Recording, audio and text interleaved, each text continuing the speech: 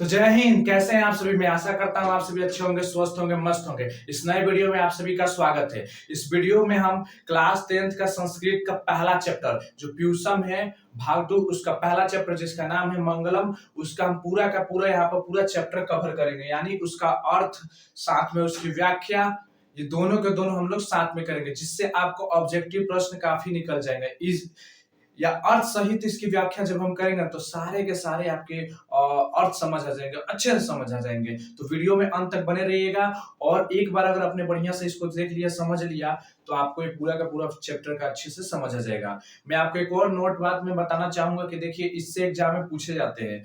इससे जो प्रश्न होते हैं एग्जाम में काफी बार पूछे गए हैं। ठीक है, हर एक साल कोई ना कोई इससे एक प्रश्न रहता है। इसलिए इस श्लोक को, इस उपनिषद को अच्छे से निचोड़ लीजिएगा। ठीक है, चलिए आइए इसी के साथ हम वीडियो को स्टार्ट करते हैं। चैप्टर का नाम क्या है जी? मंगलम। मंगलम जो संस्कृत का पहला लेसन है। कौन सा लेसन है? पहला लेसन है। कौन सा लेसन है जी? पहला लेसन है। ठीक है, ये मेरा तो चैनल का नाम है। ठीक है, अगर आप चैनल पर नए हो तो चैनल को प्लीज सब्सक्राइब कर लीजिएगा और लास्ट तक जरूर बने रहिएगा। ठीक है, बहुत मजा आएगा, मतलब बहुत मजेदार ये चैप्टर है देखा जाए तो। ठीक है, आप ध्यान दीजिएगा कि यहाँ पर देखिए, यहाँ पर मैंने हेडिंग दिया है पाठ परिचय। पाठ परिचय का मतलब कि ये जो चैप्टर पढ़ने वाले हैं तो इसके बारे में कुछ हम लोग जान लेते हैं, क्योंकि हम जो कुछ भी पढ़ने वाला था उसका कुछ ना कुछ हमें जानना चाहिए ना, उसे तो इसका पाठ परिचय भी हम समझ लेते हैं। चलिए आइए, इस पाठ यानी मंगलम में 5 मंत्र। मंत्र तो आप सभी को भली भांति पता होगा।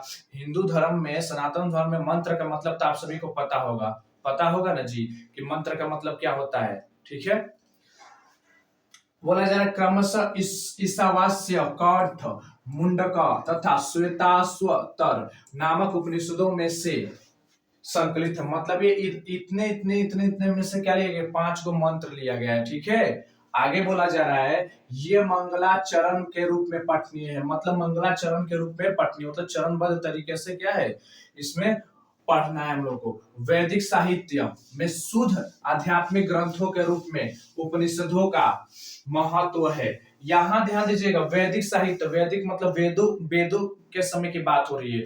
आपको पता होगा वेद कब से कब तक शुरू हुआ था, कि 1500 ईसा पूर्व से लेकर के 600 ईसा पूर्व तक चला था। आप सबको पता होगा।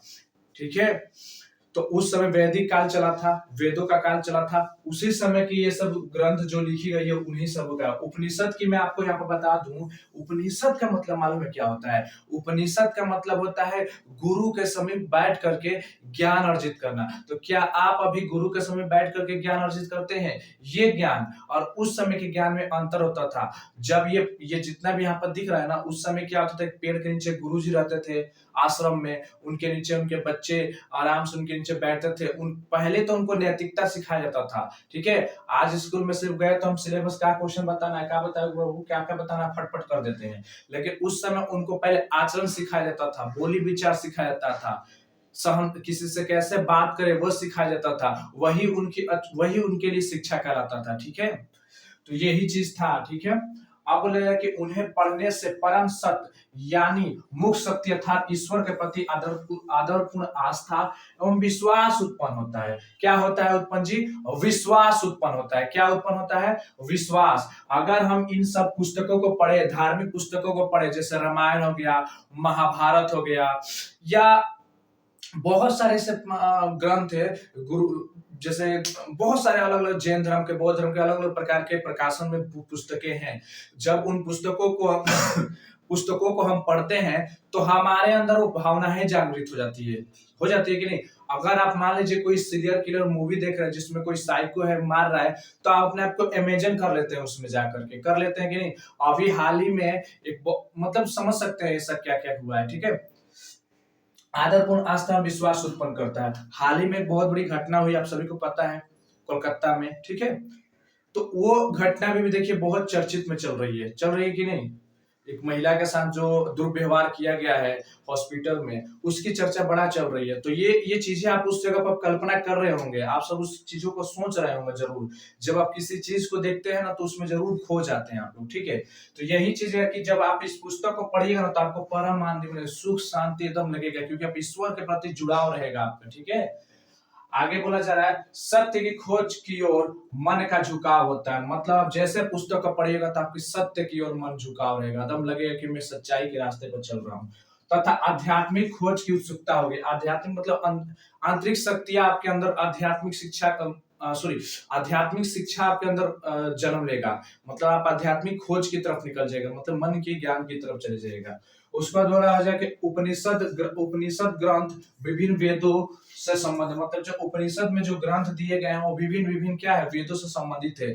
ठीक है, अलग अलग वेदों से लिया गया है, मतलब संबंधित है, मतलब जुड़ा हुआ है। ठीक है, अब देखिए यहाँ पे उपनिषद का बात कर रहा है, यहाँ पे उपनिषद का हेडिंग है। उपनिषद का पहले संस्कृत में देख लेते हैं। उस उपनिषद के लाइन में संस्कृत में क्या कहा गया कि वैदिका मयस्य अंतिमे भागे दर्शन शास्त्रस्य परमात्मनम महिमा प्रधानतया गीयते तेन परमात्मा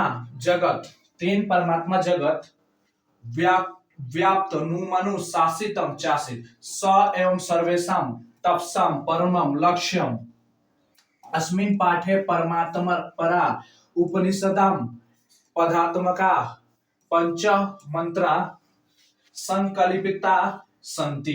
ठीक है, ये दिया गया संस्कृत में। देखिए इसका अर्थ क्या होगा जी, इसका अर्थ देखिएगा, यहाँ पर अर्थ दिया गया, क्या दिया गया इसका, यहाँ पर ध्यान दीजिएगा, इसका अर्थ दिया गया है, ये इसका अर्थ दिया गया है। देखिए उपनिषद वैदिक साहित्य के अंतिम भाग में दार्शनिक सिद्धांत को प्रकट करते हैं, मतलब दार्शनिक फिलोसफी को प्रकट करता है, मतलब समझिए एक तरह का फिलोसफी प्रकट कर रहा है यहाँ पर। ठीक है, बोल रहा है कि सब जगह श्रेष्ठ पुरुष परमात्मा की महिमा का प्रधानता के रूप में गायन हुआ है। मतलब देखिए सभी जगह श्रेष्ठ पुरुष परमात्मा, मतलब जहां पर श्रेष्ठ पुरुष पाए गए हैं उसमें परमात्मा का ही नाम जोड़ा गया है, कहा गया परमात्मा की महिमा का प्रधान रूप से गायन हुआ है। मतलब देखिए श्री कृष्ण भगवान है, वो एक भगवान तो नहीं थे, लेकिन उन्होंने धरती पाकर वो ऐसे ऐसे कारनामे किए जिससे उनको पूजनीय भगवान मान लिया गया।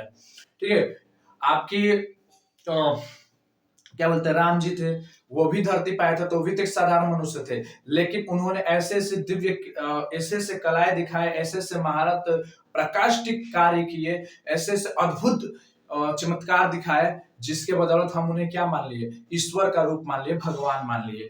तो जब इंसान कुछ करके दिखाता है तभी उसका गायन होता है, अगर आप कुछ करके नहीं दिखाइएगा तो आपका गायन कभी नहीं हो सकता है। याद रखिए, अगर जीवन में सफलता लेनी है तो अब आप चाहते हैं कि मेरा भी गुणगान हो, मेरे भी नाम हो, शोहरत हो, तो आप सोच कर नहीं कर सकते, इसके लिए आपको मेहनत करनी पड़ेगी, आपको रगड़ना पड़ेगा। ठीक है, उसके बाद देखिए आगे चलते हैं, बोला गया कि उसी परमात्मा से सारा संसार परिपूर्ण और अनुशासित है। मतलब देखिए उसी परमात्मा से, जो हमारे ईश्वर है, उसी से हमारा सारा संसार क्या है, अनुशासित है, जुड़ा हुआ है। ठीक है, बोल रहा है कि सबों की तपस्या का लक्ष्य उसी को प्राप्त करना है, मतलब बोला कि सबों की तपस्या का लक्ष्य उसी को प्राप्त करना है।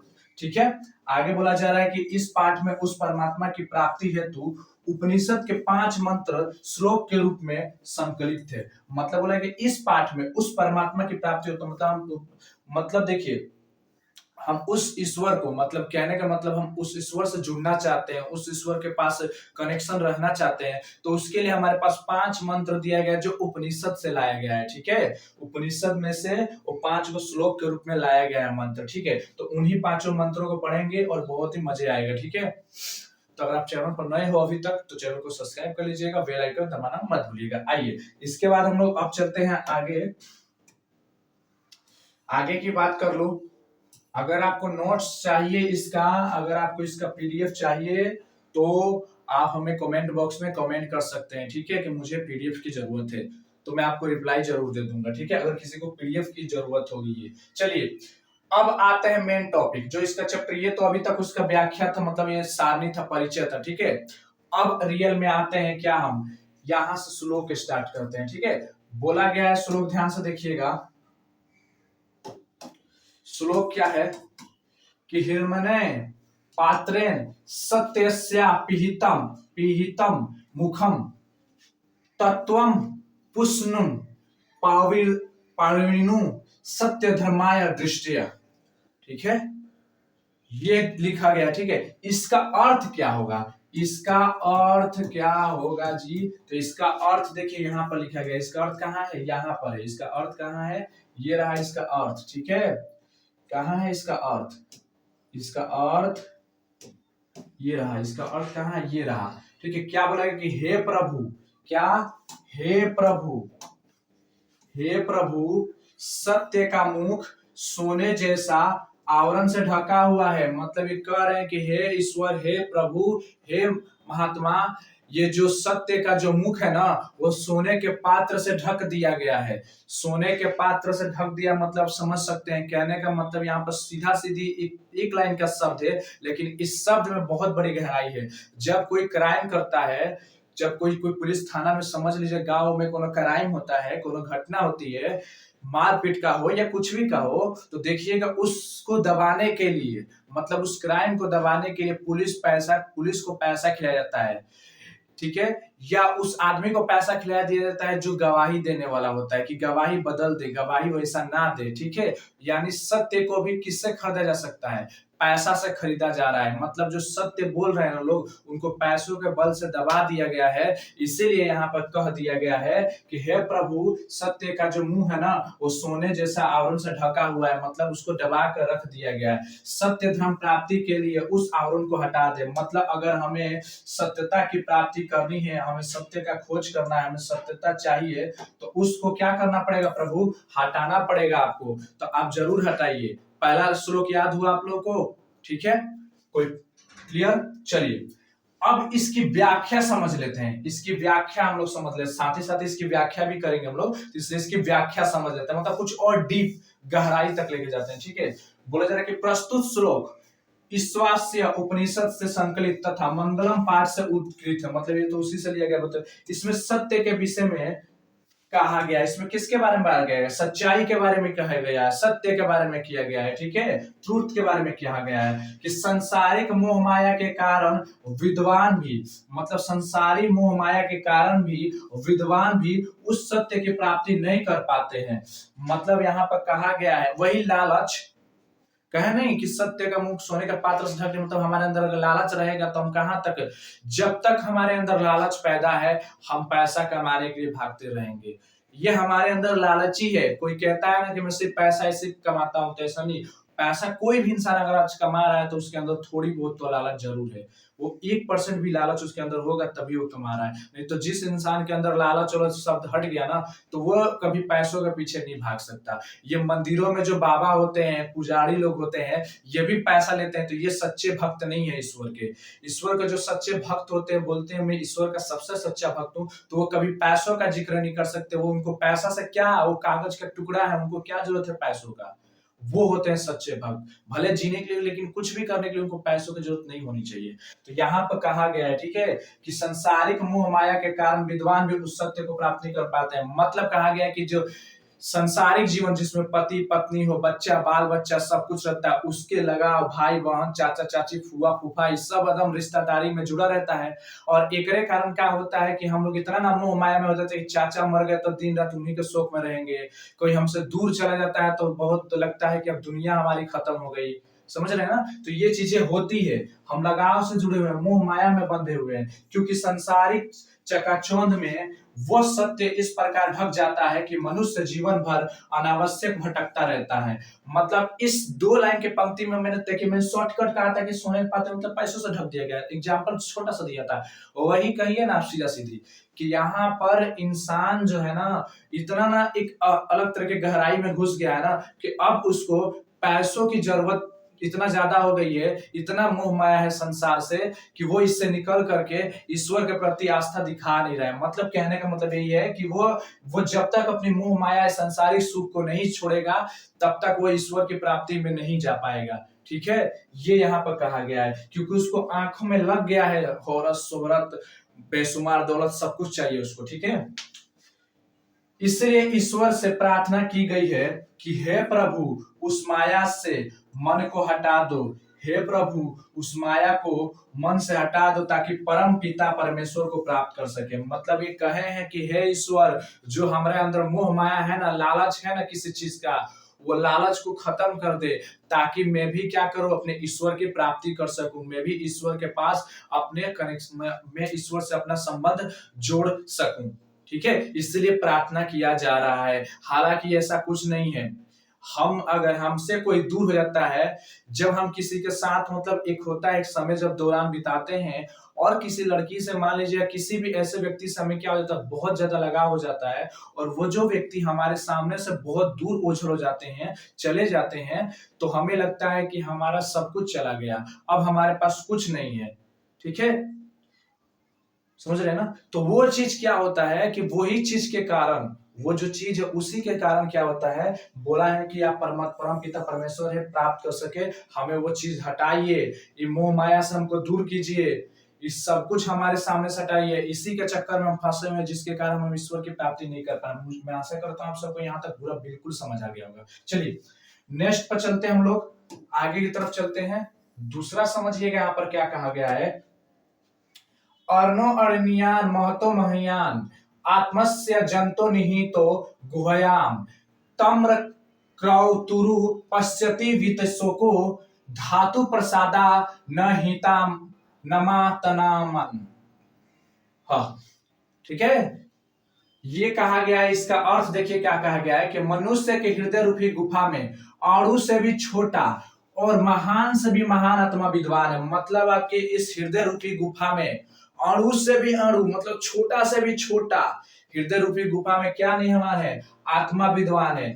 विद्वान शोक रहित होकर उस श्रेष्ठ परमात्मा को देखता है। विद्वान जो होते हैं ना, वो शोक रहित होकर उस श्रेष्ठ परमात्मा को देखता है, मतलब वो शोक रहित हो जाता है। ठीक है, उस परमात्मा क्या कर लेता है, देखता है। ठीक है, क्लियर। अब इसकी व्याख्या की हम लोग बात कर ले तो व्याख्या सुनिएगा। प्रस्तुत श्लोक कंठ उपनिषद से संकलित तथा मंगलम पाठ से उत्कृत किया गया है। ठीक है, इसमें आत्मा के स्वरूप तथा निवास के विषय में बताया गया है कि कहाँ निवास करते हैं, कैसा उनका स्वरूप है। ठीक है, कहा गया है कि विद्वानों का कहना है कि आत्मा मनुष्य के हृदय में सूक्ष्म से भी सूक्ष्म तथा महान से भी महान रूप में विद्वान है। मतलब जो आपके हृदय गुफा में ना छोटा सा छोटा कहीं कण है, जहां पर ये आत्मा क्या है, विद्वान है, बैठा हुआ है। ठीक है, जब जीव सांसारिक मोह माया का त्याग करके हृदय में स्थित आत्मा से साक्षात्कार करता है, तब उसकी आत्मा महान परमात्मा में मिल जाती है। कहने का मतलब इसके अंदर जो दिल है ना, जो बोलते हैं ना हमारा दिल धड़क रहा है किसी के लिए, हम उसके बिना जी नहीं सकते, रह नहीं सकते बिल्कुल भी। ठीक है, कहने का मतलब कि हमारे अंदर एक आत्मा है जो छोटा से छोटा कण है, जो किसी के लिए धड़क रहा है, जो किसी को चाहने की कोशिश कर रहा है, उससे मेरा मोह माया जुड़ा हुआ है। ठीक है, तो ये क्या कह रहे हैं, ये जो श्लोक के माध्यम से कह रहे हैं, इसमें जो इसमें बताए गए हैं, विद्वान जो कह रहे हैं कि इसी को सबसे पहले शिक्षित करना होगा। ये शिक्षित करना होगा कि ये मोह माया से हमको दूर रहना है। ठीक है, जब इंसान मोह माया संसारिक सुख को त्याग देगा तो ये दिल समझ जाएगा, दिल को पता चल जाएगा कि ना, अगर कोई आता है आपसे प्रेम करता है और आपको छोड़कर चला जाता है तो आपको परवाह नहीं होना चाहिए। आपके माता पिता है या आपके भाई बंधु है या बहुत संसार में बहुत से लोग हैं, इतने जो आपको छोड़ छोड़ के चले जाएंगे, तो इतना लगाव नहीं होना चाहिए आपके दिल को। तो ये क्या, अगर आप इन सबको अगर हटा देते हैं, अपने मन से दूर कर देते हैं, तो समझिए आप मोह माया से दूर हो गए हैं, संसारिक सुखों भोग विलास से दूर हो गए हैं। तब जाके आपका आत्मा शिक्षित होगा, पढ़ा लिखा हो जाएगा, और तब जाके आपकी आत्मा किससे मिलेगी, परमात्मा से मिलेगी। क्योंकि आप जब भी परमात्मा से मिलने की कोशिश करेंगे, उसमें आपके बीच के जितने भी मोह माया सब चीजें उसमें आ जाएगी, तो आप उस दौरान आप परमात्मा से नहीं मिल पाएंगे। ठीक है, आगे सुनिएगा। और जीव सारे संसारिक बंधनों से मुक्त हो जाता है, और जीव है ना, जो इंसान है, जो मनुष्य है ना, जो भी पशु पक्षी है, सब आराम से संसारिक सुख भोग विलास सदा मुक्त हो जाता है। जब ईश्वर से मिल जाना है तो क्या करना है जिंदगी में, ठीक है, वो सब कुछ छोड़ देते हैं। बोला जा रहा है, इसलिए भक्त प्रार्थना करता है कि हे प्रभु, हमें उस अलौकिक पवित्र प्रकाश से आलोकित करो कि हम शोक रहित होकर अपने आप को महान परमात्मा में एकाकर कर सके। मतलब हे प्रभु, हे ईश्वर, हमें इस मोह माया से दूर करो, इस मोह माया से हटाओ हमें, ताकि हम भी शोक रहित होकर किसी के मरने पर, किसी के जाने पर, किसी के छोड़ के दूर चले जाने पर हम ना दिल से रोए, ना हम दुख में रहे, ना हम अपने आप को बर्बाद करें, बल्कि हम उस सब को छोड़ करके ईश्वर की प्रार्थना करें, ईश्वर में विलीन हो जाए। ये कहा जा रहा है, मतलब अपनी आत्मा को हम शिक्षित करें और आपसे जुड़ने की कोशिश करें, ये जरूर करें आप। ठीक है, ये था आपका दूसरा श्लोक। चलिए तीसरे श्लोक की तरफ चलते हैं हम लोग। तीसरा श्लोक क्या कह रहा है यहाँ पर, ध्यान से सुनिएगा। कह रहा है कि सत्यमेव जयते नानित्रम सत्येन पंथा विततो देवयान एनाक्रम्य न त्रयुत्रस्यो व्यापः तका तकात्मा यत्र तत्र सत्यस्य परमं निधानम। ठीक है, ये कहा गया है। ठीक है, अब इसका अर्थ देख लेते हैं हम लोग। चलिए इसकी हम अर्थ देख लेते हैं, क्या कहा गया सुनिएगा। कहा गया कि अर्थ सत्य सत्य की ही जीत होती है। कहा जाता है कि हमेशा किसकी जीत होती है, सत्य की ही जीत होती है। कभी बुराई सच्चाई से ही जीतता रहता है, याद रखिए। भले बुराई किसी भी चरम सीमा पर हो, लेकिन एक दिन सच्चाई की ही जीत होती है। ठीक है, याद रखिएगा। उसके बाद बोला जा रहा है कि सत्य से ही देवलोक का रास्ता प्राप्त होगा। अगर आपके अंदर सच्चाई है, आपके अंदर झूठापन नहीं है, आप एक सच्चे इंसान है, मनुष्य बन चुके हैं, तो आप ईश्वर को प्राप्ति कर सकते हैं। ईश्वर से आपका रास्ता जाने का मिल सकता है। आपको वीजा पासपोर्ट मिल जाएगा। ठीक है, उनके पास जाने का। ऋषि लोग देवलोक को प्राप्त करने के लिए उस सत्य को प्राप्त करते हैं। मतलब जो ऋषि लोग होते हैं ना, देवलोक, मतलब समझ रहे ना, ईश्वर को प्राप्त करने के लिए सीधे वीजा फ्लाइट लगा देते हैं उनके पास जाने के लिए, समझ लीजिए। उनको नहीं मतलब होता है कि हमार वाइफ है, ये हमारा बच्चा है, ये हमारा चाचा है। आप उन एक व्यक्ति का मैं नाम बताऊंगा, आप जरूर समझ जाएंगे। गौतम बुद्ध, महावीर स्वामी, ये थे ना, मतलब एक ऐसे ऐसे जो भले दूसरे धर्म के थे, लेकिन देखिए ध्यान से, इन्होंने अपने पूरे परिवार को छोड़ दिया था ज्ञान की प्राप्ति के लिए। तो ये थे ईश्वर से मिलना चाहते थे, इसलिए मोह माया को त्यागा था गौतम बुद्ध ने। ठीक है, समझ के रखिएगा। तो बोला जाता है जहां सत्य का भंडार है, मतलब बोल रहे हैं कि मुझे सिर्फ सत्य के भंडार में रहना है। ठीक है, अब देखिए इसकी व्याख्या समझ लेते हैं कि प्रस्तुत श्लोक मुंडका उपनिषद से संकलित तथा मंगलम पाठ सूत्री थे। इसमें सत्य के महत्व पर प्रकाश डाला गया। सही बात है, इसमें सत्य के लेकर के चर्चा की गई है तीसरा श्लोक में। आप ध्यान दीजिए कि ऋषियों का संदेश है कि संसार में सत्य की ही जीत होती है। ऋषियों का संदेश है कि संसार में किसकी जीत होती है जी, सत्य की ही जीत है। ऋषियों का कहना है, ऋषियों का मानना है, ऋषियों ने संदेश दिया है कि हमेशा विजय किसकी होती है, हमेशा जो विजय होती है ना, वह सत्य की ही होती है। ठीक है, असत्य या झूठ की नहीं, कभी भी असत्य और झूठ की नहीं होती है। तात्पर्य यह है कि ईश्वर की प्राप्ति सत्य की आराधना से ही होती है। तात्पर्य यह है कि ईश्वर की जो प्राप्ति होती है वो सत्य की आराधना से। अगर आप सच्चे मन से भगवान को पुकारेंगे तो आपको भगवान जरूर मिलेंगे। ये लोग रोजाना कहा करते हैं।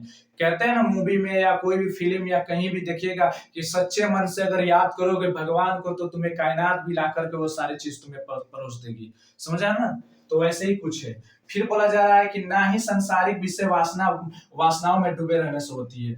मतलब वही कह दिया है यहाँ पर ऋषियों ने, एक बात कहा है कि हे मानव, हे इंसान, तुम समझ जाओ।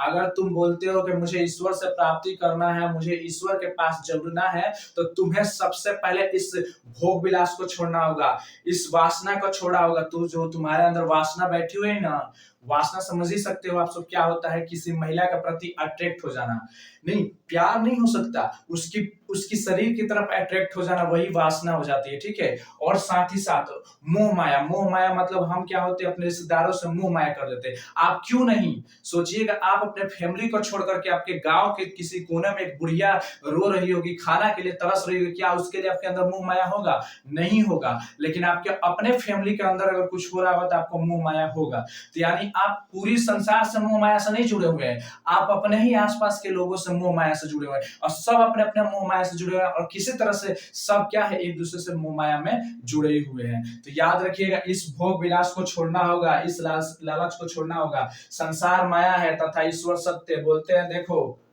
भगवान तो सत्य है कि है इस दुनिया में, लेकिन जो तुम मोह माया रखे हो सत्य नहीं है। आज तुम्हारे साथ तुम्हारी बहन है, आज तुम्हारे साथ तुम्हारी माँ है, आज तुम्हारे साथ तुम्हारा भाई है, चाचा है, फुआ है, फूफा है। एक दिन तुम्हारे साथ ही नहीं खड़े रहेंगे। किस दिन तुम्हारे साथ खड़े नहीं रहेंगे तुमको खुद नहीं पता है।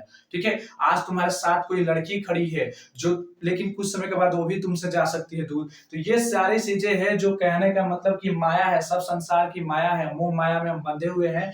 ये हमारी माया, ये कोई छलावा चीज है, सपना हम लोग देख रहे हैं, ये हकीकत नहीं है। हकीकत जो है वो क्या है, ऋषियों ने क्या कहा कि हकीकत तो एक ही है, वो है भगवान। क्योंकि वो हमको पता है कि वो है इस धरती में, लेकिन ये जो मोह माया हम कहते हैं ना, ये हमारी पत्नी है जो 7 जन्म तक साथ निभाएगी, ऐसा कुछ नहीं है। दो पल में भी दूरियां बन जाती है। आप सबको पता है कि भारत में कितनी संख्या में तलाक के मामले आ रहे हैं, भारत को ही छोड़ दिए पूरे वर्ल्ड में। हालांकि भारत में तलाक नाम के शब्द को माना जाता है इसलिए बुझा जाता है, लेकिन आप विश्व स्तर पर जब चर्चा करेंगे ना तो आपको खुद पता चल जाएगा कि एक पति पत्नी में कितना जल्दी तलाक होता है।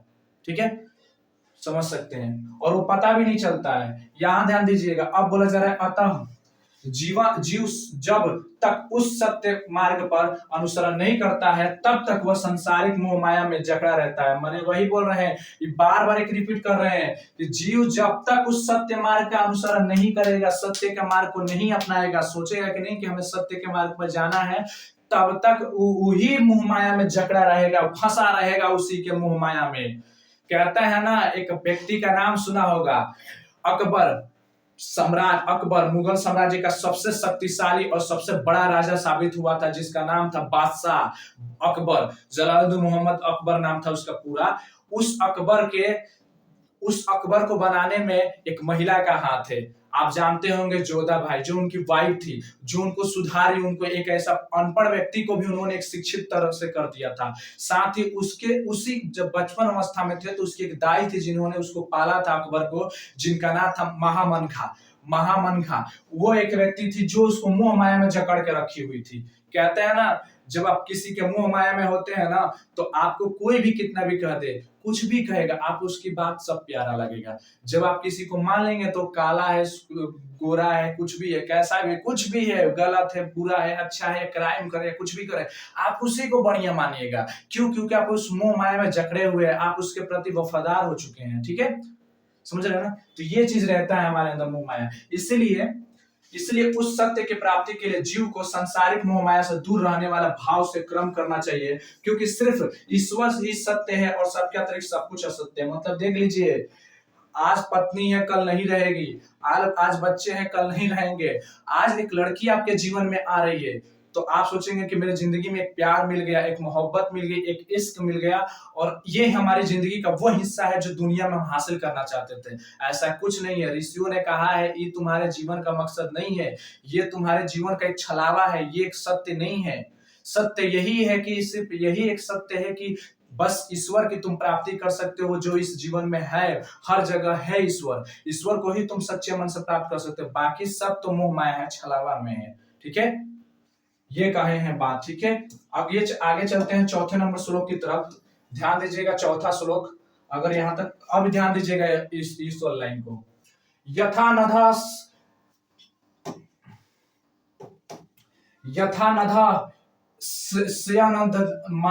मनः समुद्रे अस्त्यम गच्छन्ति नाम रूपे व्याय तथा विद्वान नाम रूपाद विमुक्ति परम पुरुष मुपैक्ति दिव्या। ठीक है, इसका अर्थ समझिएगा जी, इसका अर्थ समझिएगा। जिस प्रकार नदियां बहती हुई अपने नाम और रूप को त्याग करके, जिस प्रकार नदियां बहती हुई अपने नाम और रूप को त्याग करके समुद्र मिल जाती है, उसी प्रकार विद्वान अपने नाम और रूप को त्याग करके परमपिता परमेश्वर की प्राप्ति करते हैं। और ये सच्चाई है। जिस प्रकार से ये एकदम परफेक्ट सच्चाई है, देख लीजिए, परफेक्ट अभी भी आपके सामने लागू होगा कि जिस प्रकार नदियां बहती हुई नाम और रूप को त्याग करके समुद्र मिल जाती है, समझ रहे हैं ना? गंगा नदी बंगाल से होकर गुजरी, बिहार से होकर गुजरी, उत्तर प्रदेश से होकर गुजरी ना। बहुत सारी नदियां, भारत के बहुत सारी नदियां गुजरती है कि नहीं, हर एक अलग अलग राज्यों से, लेकिन जाकर के कहां गिर जाती है? बंगाल की खाड़ी में। तो जब बंगाल की खाड़ी में जाकर गिर जाती है तो समुद्र का पानी हो गया ना। अब क्या कहोगे कि नदी का पानी है? आप कहिएगा कि वो नदी का पानी है? नहीं कह सकते। तो अब मान लीजिए, यहां तक जब तक आ रहा था, ये आपका मान लीजिए कोई नदी था, ये आपका गंगा नदी था। ये कौन सा नदी था? गंगा नदी था। ओके जी, लेकिन जैसे समुद्र में आकर मिला, अब इसी पानी को आप कहिएगा कि गंगा का पानी है? कह सकते हैं आपकी गंगा पानी? नहीं। नदी का ये सच बात कहा गया है कि बहती हुई नदी अपने नाम और रूप को त्याग करके, देखिए अब उसका आकार भी बदल गया, समुद्र में मिल करके उसका रूप बड़ा हो गया कि नहीं? कहा बहुत बड़ा हो गया, और साथ ही में उसका नाम भी बदल गया। तो कहा गया है, सच है कि राम और रूप बदल देती है। उसी प्रकार से जो विद्वान व्यक्ति होते हैं, जो सच्चे ऋषि मुनि होते हैं वो अपने नाम और रूप को त्याग करके, मतलब अपना नाम छोड़ देंगे, अपना रूप को त्याग देंगे कि मेरा क्या पहचान हो, सब कुछ भुला करके सिर्फ ईश्वर की प्राप्ति कर सकते हैं। तो वैसे व्यक्ति जिस प्रकार से नदी नाम और रूप को छोड़ करके समुद्र में मिल जाने के बाद अपना सब कुछ पहचान खो देती है, उसी प्रकार से विद्वान भी अपने नाम और रूप को खो करके ईश्वर की प्राप्ति कर लेते हैं। और ये टॉपिक थोड़ा ज्यादा ही इंपॉर्टेंट है, याद रखिए। क्या कहते हैं, क्वेश्चन आंसर लिखने में भी आता है, ठीक है, ये क्वेश्चन आंसर में भी आता है इस तरह का, तो इसलिए आप अच्छे से समझ के रखिएगा, फिट करके बैठिएगा, छूटना नहीं चाहिए आपके एग्जाम में। सिर्फ भावना समझ लीजिएगा तो आप जरूर अपने से बना के लिख देंगे, ठीक है। अब तो मुझे लग रहा है कि आप बना के जरूर लिख देंगे इस सब के बारे में, ठीक है, बना करके एग्जाम्पल सेट करेंगे, पता है कि नहीं। चलिए अब इसकी व्याख्या समझ लेते हैं। बोला कि प्रस्तुत श्लोक मुंडका उपनिषद से संग्रहित तथा मंगलम पाशुपत लिखे, इसमें जीव और आत्मा के बीच संबंध का विवेचना किया गया है। विवेचना किया गया मतलब संबंध, मतलब देखिए इसमें जीव और आत्मा के बीच संबंध को दिखाया गया है। चलिए देखिए ऋषियों का कहना यह है कि जिस प्रकार बहती हुई नदियां समुद्र में मिल जाती है, उसी प्रकार विद्वान भी ईश्वर के अलौकिक पवित्र प्रकाश में मिल करके जीव योनि में मुक्त हो जाता है। मतलब बोलते हैं ना, जिस प्रकार से नदियां जाकर के, बहुत सारी नदियां भारत में बहती है, देखिएगा जाकर के समुद्र मिल जाती है, तो कहते हो पानी को उठा करके समुद्र का कि हाई गंगा नदी का पानी है, हाई यमुना नदी का पानी है, हाई कावेरी नदी का पानी है, हाई सतलज नदी का पानी है, तुंगभद्रा का पानी है। आप बोलते हो ऐसा, अलग अलग पानी बोल, ये घाघरा नदी का पानी है, चंबल नदी का पानी है, ऐसा बोलते हो, ये ताप्ती नदी का पानी है, ऐसा तो नहीं बोलते हो। सिर्फ आपके सामने एक नाम आता है, भले तुम कितना भी हो, सिर्फ तुमको एक नाम जाना जाता है, वो है समुद्र। पानी आकर के समुद्र में मिला तो तुम्हारा पहचान खो गए। उसी तरह से ये जो ऋषि मुनि है अपना सब कुछ त्याग करके ये भगवान से मिलने चले जाते हैं, ठीक है। जीव तभी तक माया जाल में लिपटा रहता है जब तक उसे आत्मा ज्ञान नहीं होता है, आत्मज्ञान नहीं होता है। मतलब ईश्वर बोल रहे हैं कि जिस दिन तुम्हारे अंदर आत्मज्ञान की प्राप्ति होगी ना, उस दिन तुमको समझ आएगा कि ये लड़की जो है या ये जो घर के आसपास के जो भी आपके परिवार सदस्य हैं, जिनसे आप मोह दया लगा के रखे हुए हैं, ये सब आपको दूर चले जाएंगे। ये जितना भी मोह माया है सब चला जाएगा आपके हाथों से। जब तक आप किसी के क्या कहते हैं, जब तक आप किसी के संबंध में जुड़े हुए हैं, जब तक आप किसी के रिश्ते से जुड़े हुए हैं, तब आपका मोह माया, जिस दिन आप इस मोह माया को खत्म कर देते हैं ना, उस दिन देखिएगा आजाद रहते हैं। अच्छा, एक परफेक्ट हम लोग के जो युवा लाइफ है, इस युवा लाइफ पे एक परफेक्ट एग्जांपल देता हूं, आप समझिएगा। जब हम किसी कॉलेज या यूनिवर्सिटी में पढ़ने जाते हैं या कोचिंग संस्था या बहुत बड़े इंस्टीट्यूट में पढ़ने जाते हैं, तो हमें क्या हो जाता है, किसी लड़की से लगाव हो जाता है, जिससे आप लोग उसको क्या नाम दे देते हैं, प्यार नाम दे देते हैं ना नाम। जब उसे आप प्यार नाम दे देते हैं, वो काफी समय आपके साथ रहती है, ठीक है, काफी समय आप उससे लगाव रहता है आपका। लेकिन जब वो आप उससे काफी बात करते, हर एक चीज, मतलब समय बहुत बीत जाता है, ऐसा लगता है कि आप दोनों का रिश्ता काफी जुड़ गया है। लेकिन जब वो चली जाती है आपको छोड़ करके, तो क्या आपका जिंदगी खत्म हो जाता है? क्या आप अपने जीवन से वो सारे जो लक्ष्य थे वो क्या सब खत्म हो जाता है? ऐसा हर व्यक्ति के साथ नहीं होता है। और जो व्यक्ति इस तरह की भावनाओं से निकल करके आगे चल जाते हैं, वो इतिहास के पन्नों में अपना नाम दर्ज करे जाते हैं, ठीक है। मतलब कुछ कहने का मतलब कि कहा जाता है ना कि जो व्यक्ति अपना समय के अनुसार अपना कार्य कर लेता है ना, वो गूगल पर हमेशा सर्च में आ जाता है, ठीक है। यही बात है, यहाँ पर ध्यान दीजिएगा कि यहाँ पे बात हो रहा है कि जब तक अगर हमें आत्मज्ञान हो जाए, हमारे अंदर ये पहचान हो जाए कि ये लड़की के चले जाने से हमको कुछ नहीं होगा, ये प्यार जो है मोह माया है, धोखा है, इस चक्कर में हमको नहीं रहना है। हमें अपने जीवन में जो आए हैं, जीवन में कुछ करके जाना है, कुछ पहचान बनानी है। नहीं तो इंसान के जिंदगी में आए हैं, कीड़े की तरह रेंगते चले जाएंगे, जिंदगी एक दिन खत्म हो जाएगी। लेकिन इस जिंदगी में पैसा का क्या महत्व है? लोग एक दूसरे, आपको खुद पता है कि आपके पास जमीन जायदाद है, आप जानते हैं कि आपके पास जमीन जायदाद है, आप बहुत ज्यादा जमीन जायदाद बना रहे, पैसा बना रहे, कौड़ी बना रहे, किसके लिए बना रहे? आप एक दिन मर जाएंगे तो उसका कौन भोग विलास करेगा? आपके अंदर मोह माया है, आप अपने अंदर मोह माया रखें कि हम मरेंगे तो हमारा बाल बच्चा खुश रहेगा, उस शान से जिएगा, इतना पैसा कमा देंगे, इतना दौलत बना देंगे कि वो उसको उतनी तकलीफ ना हो। तो आप भी अभी मोह माया में हैं, ठीक है, हम सब मोह माया में हैं। यहाँ पर धरती में ज्यादातर इंसान जो है ना, 99% लोग ही मोह माया में, 1% जो लोग होते हैं वही मोह माया नहीं है, और वही 1% जो लोग है वो ईश्वर की प्राप्ति में लगे होते हैं। यहाँ पर बहुत सारे साधु संत बाबा है, मैं वो 100% सत्य नहीं है। याद रखिए, बोलते हैं मैं ईश्वर से बात करता हूँ, मैं ईश्वर से कनेक्ट करता हूँ, हालांकि नहीं है। तो आप पैसा क्यों लेते हैं? आप उन सारे मोह माया भोग विलास को त्याग कीजिए, तब जाकर के कुछ माना जाएगा। आप उन सारी सुख सुविधाओं को छोड़िए, आप 5 स्टार घर में रहना छोड़िए ना, आप इसका मतलब आपका मोह माया है। आप एक कुटिया में बना कर रहिए। आप ईश्वर के क्षण में रहना चाहते हो तो आप एक खुली अवस्था में रहना शुरू कर दीजिए। आप जंगल में समय बिताना शुरू कर दीजिए, अकेलापन जिंदगी जीना। एक जिस तरह से क्या कहते हैं, एक जिस तरह से एक खरगोश या हिरन या शेर अपना जीवन बिताता है भटकते हुए रास्तों पे, अकेला शेर अकेला ही अपना जीवन भटक मतलब पूरा बिता लेता है, वैसा ही आपको भी अपना जीवन बिताना पड़ेगा। ठीक है, चलिए इसका एक लास्ट वाला एक और है इसके बाद। आत्मज्ञान होते ही जीव मुक्ति पा जाता है। जैसे आत्मज्ञान होगा जीवन मुक्त हो गया। अब लगता है अगर जब आपके जान में जब जीवन में ज्ञान आ जाता है ना, तो आपको लगता है अब जीवन मुक्त हो गया है, अब हमारे जीवन में कुछ नहीं है, हम परम सुख की प्राप्ति कर चुके हैं। चलिए आगे वाला लाइन में समझिएगा। वेदा हमेतम पुरुषम महानतम आदित्य वर्णम तमसः परम परसतात तवे विदितवाति मृत्यु मेति नायः पंथा विद्यते अन्याय न। ठीक है, अन्याय न।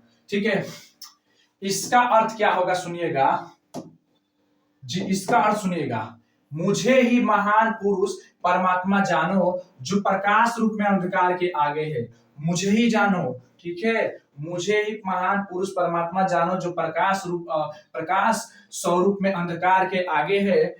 उसी को जानकर मृत्यु को प्राप्त किया जाता है। उसी को जानकर मृत्यु को क्या किया जाता है जी, प्राप्त किया जाता है। इसके अलावा दूसरा कोई मार्ग नहीं है, अर्थात आत्मज्ञान के बिना कोई मोक्ष प्राप्ति नहीं है। बोलते हैं कि मोक्ष की प्राप्ति करना है हमें, तो बिना आत्मज्ञान के आप मोक्ष की प्राप्ति नहीं कर सकते, ये श्लोक में कहा गया है। ठीक है, आइए इसकी व्याख्या कर लेते हैं। प्रस्तुत श्लोक श्वेतास्वर उपनिषद से संकलित तथा मंगलम पाठसूत्र थे। इसमें परम पिता परमेश्वर के विषय में कहा गया है कि ऋषियों का मानना है, ऋषियों का कहना है कि ईश्वर ही प्रकाश का पुंज है, मतलब ईश्वर ही वो प्रकाश की फैक्ट्री है।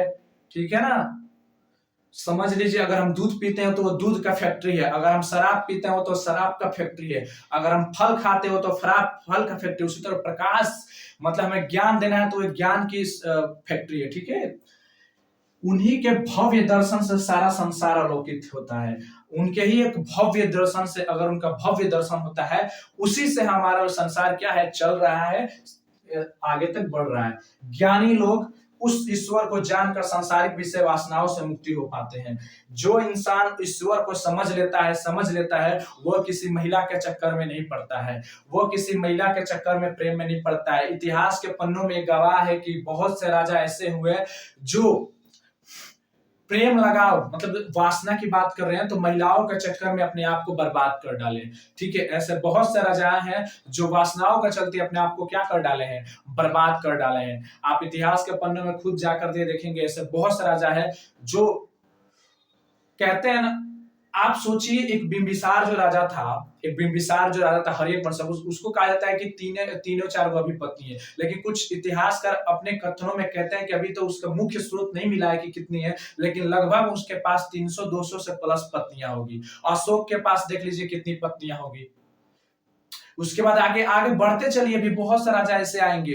अकबर की बात कर लीजिए, उधर आपका हुमायूं की बात कर लीजिए, उधर आप बाबर की भी बात कर सकते हैं, उधर और भी बहुत सारे ऐसे राजा हैं।